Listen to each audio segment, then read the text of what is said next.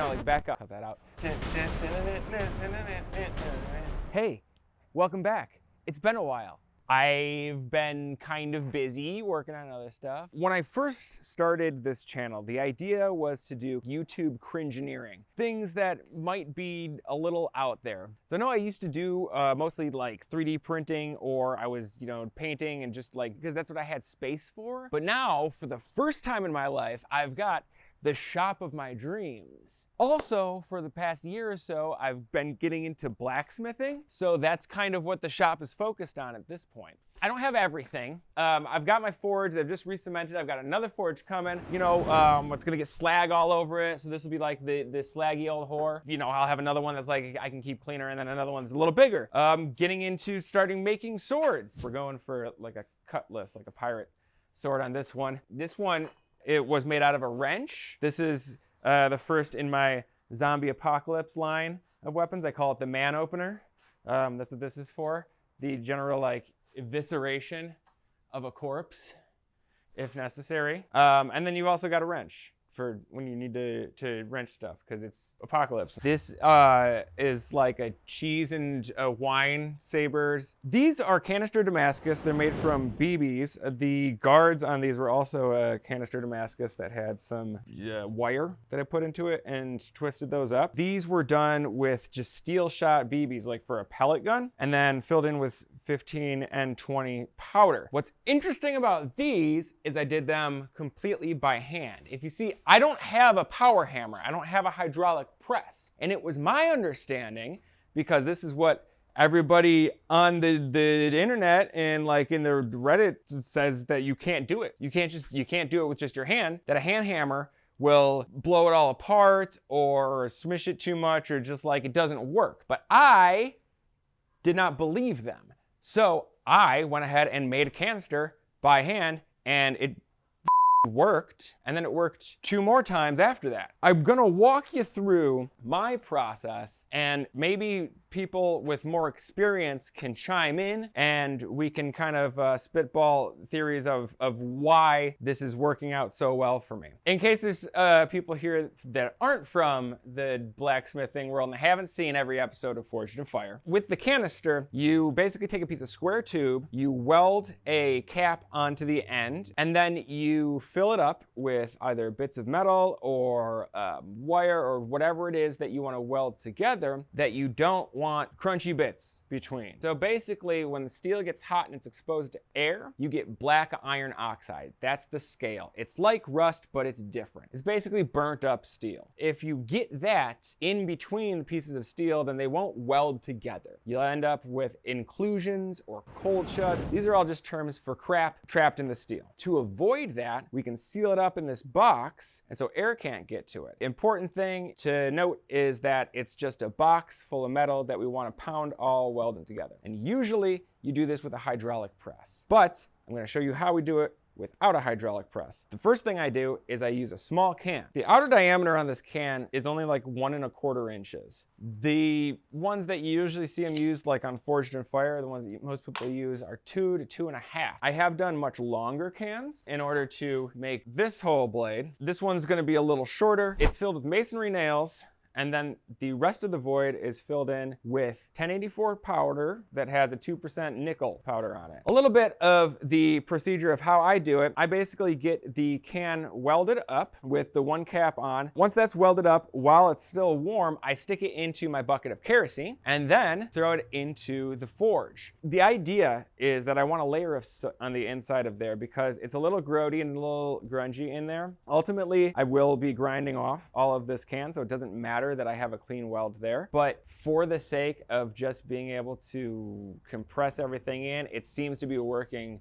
so far to have a layer of some sort of burnt oil or kerosene or something to create a soot layer on the inside. Then I filled it up with the nails and started filling it with powder. And then you can see here, the powder started dribbling out of the bottom, out of the hole, because I forgot to plug up the hole. You want to plug up the hole with either a piece of wood or some kind of wax. It's a very teeny tiny little hole, and I used just a chunk of wax. The reason you want to leave a tiny hole unwelded is so that it doesn't become a pipe bomb in your forge. And this is something I've heard of happening. I don't know if it's an old wives' tale, but supposedly if you have something in there that can burn, because there's always some sort of contaminants, right? It can build up gas, and it can swell, and it can kaboomy. Flaming metal dust is flying all over the place. It's a real bad mess. So you leave a tiny hole. Some people seal it all the way up and drill a tiny hole. But now you can see, okay, I got that plugged up and I was able to fill it up, and I always add a little powder and tap it in. Give it little taps to the side. You know, rapid, firm taps, because we want to vibrate it is the key. The other thing is you can just get a drill out, or sometimes I'll just like hold it against the side of my belt grinder to let it vibrate. But either way,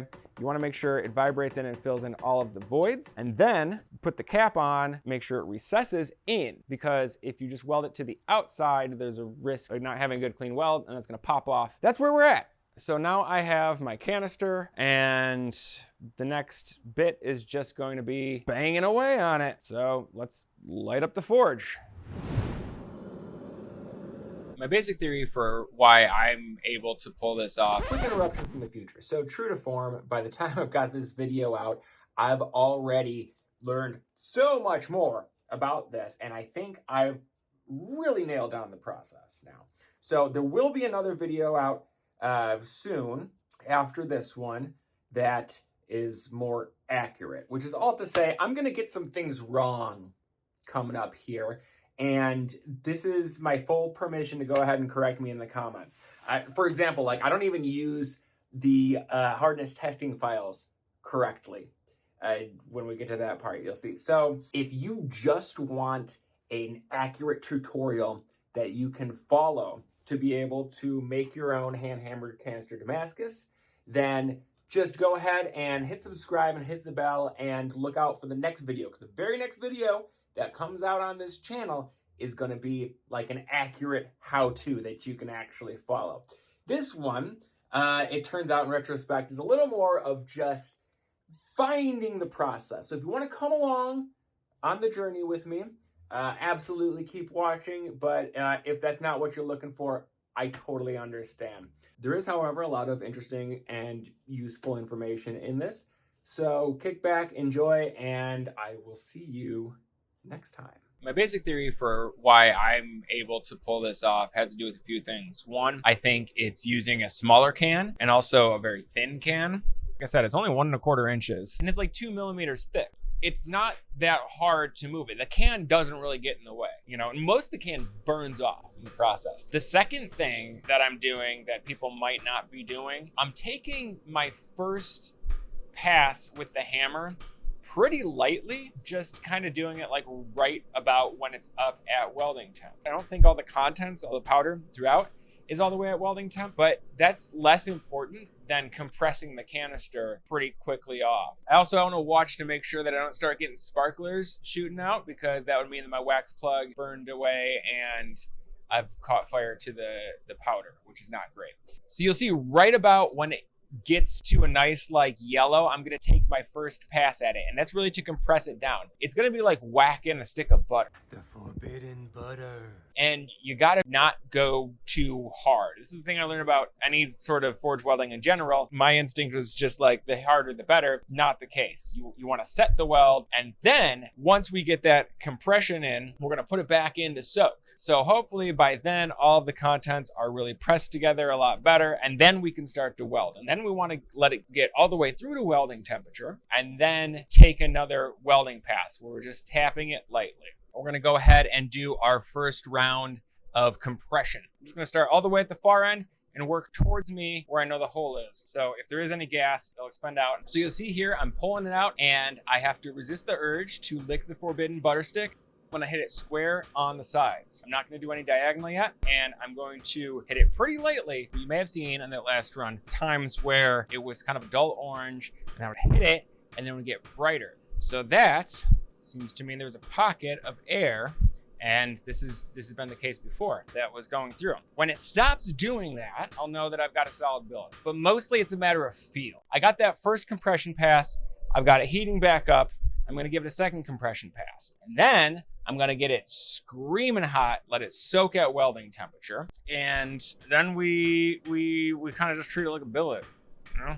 On the second pass, I could feel that it was a lot more solid, but I still didn't like how I can see there's clearly a separation with the can, which may end up being fine, because again, I don't need the can to weld to the billet. In fact, it's great if it doesn't. I need to make sure there's no inclusions, there's nothing else going on in there that's gonna cause me problems later. So I am gonna take one more compression pass at it, and then I'll really turn up the heat and let it soak.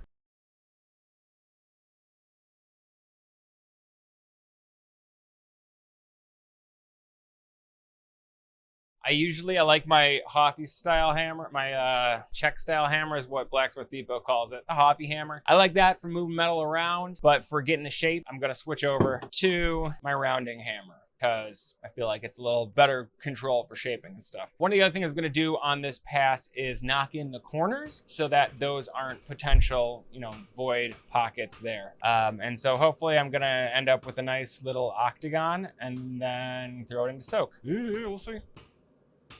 I'm hoping there's not a void, but I'm hoping it's just that the can is separated and everything inside is right and tight. I didn't push it all the way to an octagon, but I think at this point I just keep moving it around. If there is anything in there oxidizing, I'm just gonna make it worse. I'm gonna give it the long soak. I'm hoping that some other smiths out there will give this a shot and post their own results, and we can compare notes, see if we can get a good tutorial together for newbies, because it's cool to be able to do something like Canister Damascus, even if you don't have all of the big equipment that you see on, in the big shops, the big channels and stuff, because otherwise you're buying Canister Damascus billets for somebody for like $50 a pound. I don't know.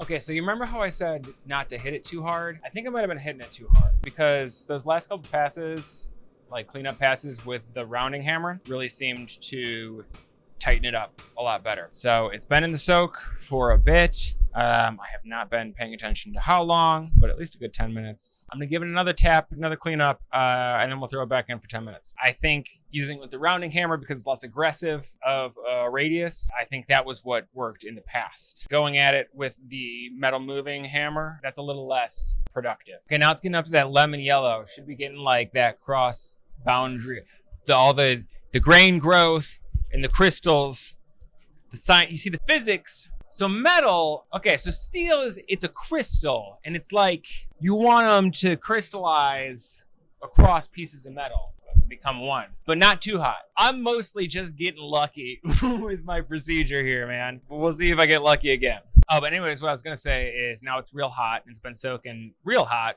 like brighter than the sun, lemon yellow hot, and it should be all the way through, theoretically. Should be all one piece. So I'm gonna take one more pass at it, and it should now feel like soft, but solid. I'm gonna listen for it, and if I get a nice, solid, sort of ring, especially as it's cooling down, I'm gonna call it good, and then we'll cool it down and slice it open. See if it worked. Okay, change of plans.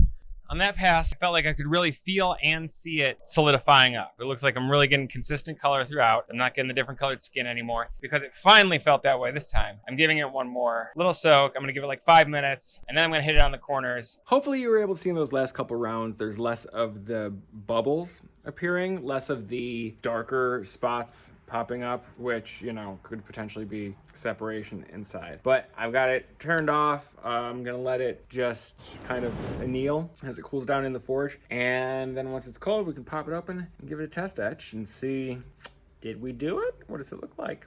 Something interesting happened. A couple interesting things happened, actually.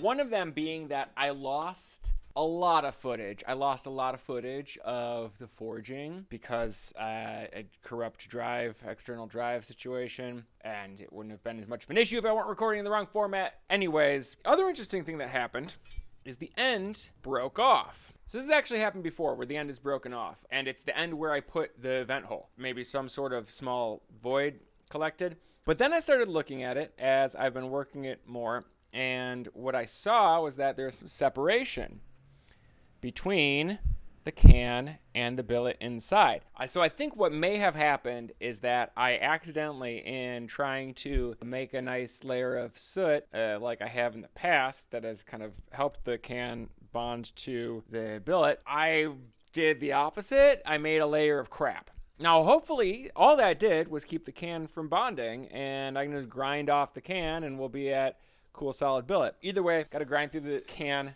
to get to the juicy center, and then do another test etch and see if I have any other inclusions. I hope I don't have any other inclusions or cracks. I don't think I do. That's what I'm talking about, baby! Those dark spots, those are the nails. And because of the way they're distributed in there, I'm pretty confident it's the nails. There's these bigger splotches that could be a little bit of the can, like that piece right there. It's probably a little bit of the can. And I'm not seeing any issues, any breaks, cracks, inclusions, any of that where the can is, is ground away. As you can see on the other video, and I'll show you here, we have a success. We have another success. This is 4 in a row. At least. Is this 5 in a row? Point is, they keep working. They keep working. I'm calling this another success. I'm not seeing any inclusions. Got down to the can, and I'm not seeing any inclusions here. So I'm super happy with it. But let's hammer it out. Let's go ahead and make a knife out of it. Weld a new handle on this thing and make a knife.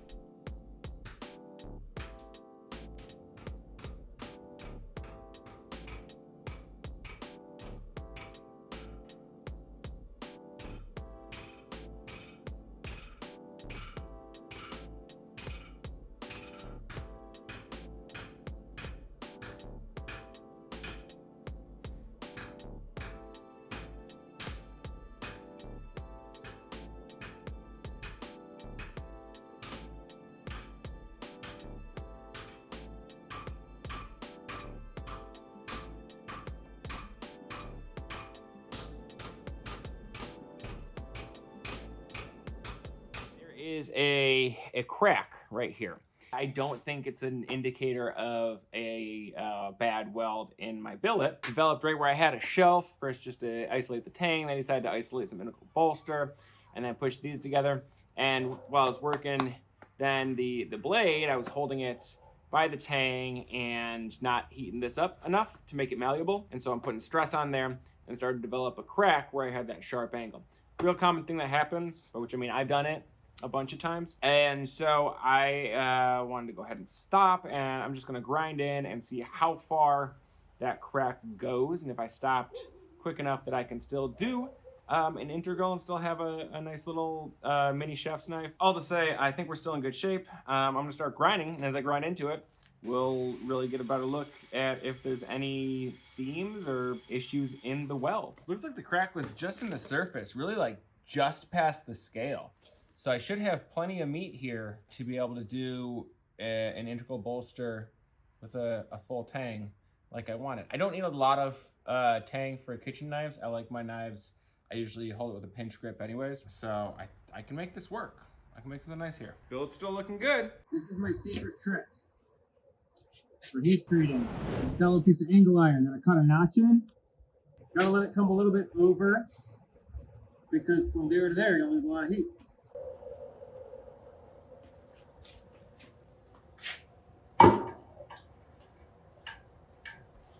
No fire.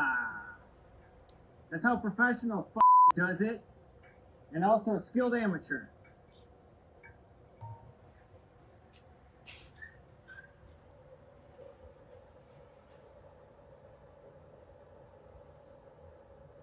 No,